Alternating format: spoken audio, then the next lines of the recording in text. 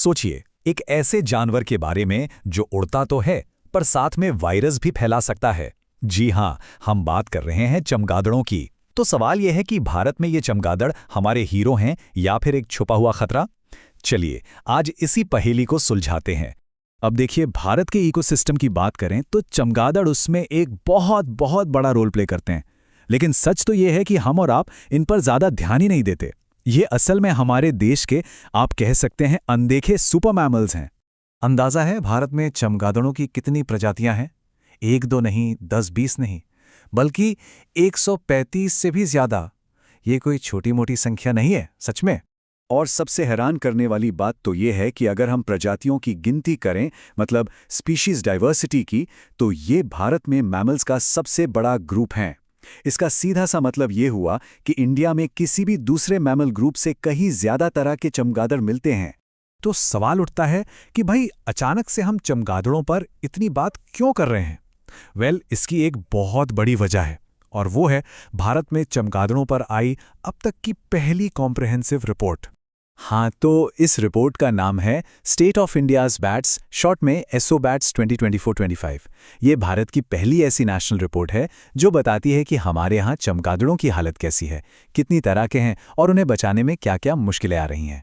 और सच कहूँ तो इस रिपोर्ट ने एक तरह से अलार्म बजा दिया है। चलिए अब जरा ये समझते हैं कि चमगादड़ आखिर हमारे लिए इतने जरूरी क्यों हैं। इन्हें हम नेचर के अनसंग हीरोज भी कह सकते हैं। मतलब वो हीरो जो चुपचाप अपना काम करते हैं और हमारे पर्यावरण को हेल्दी बनाए रखते हैं। देखिए, मोटे तौर पर चमगादड़ 3 बहुत ही कमाल के काम करते हैं। पहला, ये पौधों में पॉलिनेशन करते हैं। दूसरा, ये फलों के बीज यहां से वहां फैलाते हैं जिससे नए नए पेड़ उगते हैं। और तीसरा, जो किसानों के लिए बहुत फायदेमंद है, ये फसलों को बर्बाद करने वाले कीड़ों को चट कर जाते हैं। लेकिन कहानी का दूसरा पहलू भी है। फायदों के साथ साथ एक बड़ा रिस्क भी जुड़ा है, और वो है पब्लिक हेल्थ का। ये बात एकदम सच है कि कुछ चमगादड़ों की प्रजातियां कई खतरनाक वायरस का घर होती हैं, जैसे कि Nipah virus, Marburg, Hendra virus और हाँ, सार्स जैसे कोरोना वायरस भी।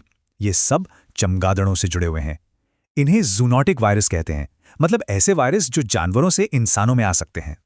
तो ये वायरस फैलता कैसे है?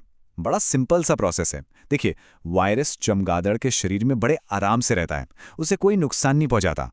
लेकिन जब ये चमगादड़ किसी दूसरे जानवर या फिर सीधे इंसान के कांटेक्ट में आता है, बस वहीं से ये जूनोटिक बीमारी फैलने का पूरा खेल शुरू हो जाता है।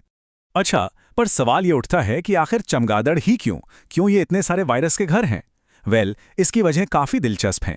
एक तो इनका वायरस के साथ रिश्ता लाखों साल पुराना है, तो इनके इम्यून सिस्टम ने इन वायरसों के साथ जीना सीख लिया है बिना खुद बीमार पड़े। मतलब ये वायरस के लिए एक परफेक्ट रिजर्वॉयर बन जाते हैं। ऊपर से ये बड़ी बड़ी कॉलोनियों में साथ रहते हैं, मौसम के हिसाब से माइग्रेट भी करते हैं, और छोटे से जानवर होने के बावजूद इनकी उम्र भी काफी लंबी होती है। ये सारी चीजें मिलकर वायरस के फलने, फूलने और फैलने के लिए एक आइडियल सिचुएशन बना देती हैं। तो चलिए अब वापस आते हैं सोवाई बैट्स रिपोर्ट की सबसे बड़ी चिंता पर, और वो है कंजर्वेशन क्राइसिस। पता है सबसे बड़ी चुनौती क्या है? वो ये कि हम इन इतने जरूरी जानवरों के बारे में जानते ही बहुत कम हैं। ये चार्ट इस प्रॉब्लम को बिल्कुल साफ कर देता है। जरा देखिए, भारत की जो 135 चमगादड़ की प्रजातियां हैं, उनमें से 35, जी हाँ 35 प्रजातियों के बारे में हमारे पास कोई ढंग का डेटा ही नहीं है। मतलब करीब करीब 1/4 स्पीशीज के बारे में तो हमें ये तक नहीं पता कि उन्हें बचाने की जरूरत है भी या नहीं। और ये नंबर बहुत बहुत ज्यादा मायने रखता है। क्यों?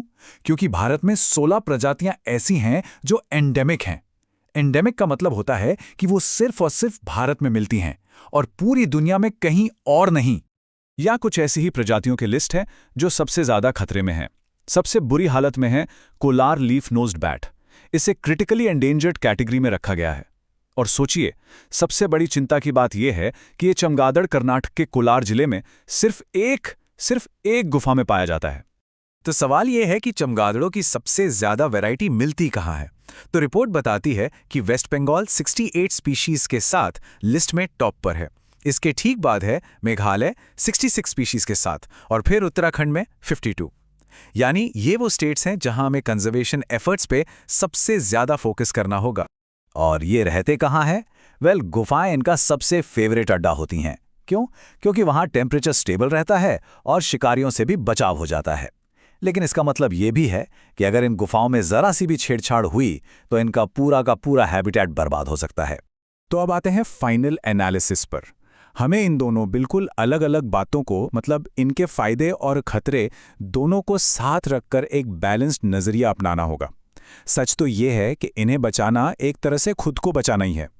ये स्लाइड चमगादड़ों के इसी डुअल नेचर को, मतलब दोहरे चरित्र को एकदम साफ दिखाती है। एक तरफ वो हमारे दोस्त हैं, पॉलिनेशन करते हैं, कीड़े मकोड़े खाते हैं, और दूसरी तरफ वो निपाह और कोरोना जैसे खतरनाक वायरस के रिजर्वॉयर भी हैं। और सॉयबैट्स रिपोर्ट का ये कोट पूरी कहानी को समेट देता है। कोट कहता है, चमगादड़ों पर डेटा की कमी और उन्हें नज़रअंदाज करना चिंता की बात है, क्योंकि वो बहुत ज़रूरी भूमिका निभाते हैं। मतलब साफ है, हमारी जो जानकारी की कमी है, हमारी जो अज्ञानता है, वही इनके कंजर्वेशन और हमारी पब्लिक हेल्थ दोनों के लिए सबसे बड़ा खतरा है। तो आखिर में एक बहुत बड़ा सवाल हमारे सामने खड़ा होता है कि हम आगे क्या करें। हम एक ऐसी स्पीशीज को बचाने और उससे जुड़े हेल्थ रिस्क को मैनेज करने के बीच बैलेंस कैसे बनाएंगे जो हमारे इकोसिस्टम के लिए इतनी ज़रूरी है। ये एक ऐसा सवाल है जिस पर हम सबको सोचने की ज़रूरत है।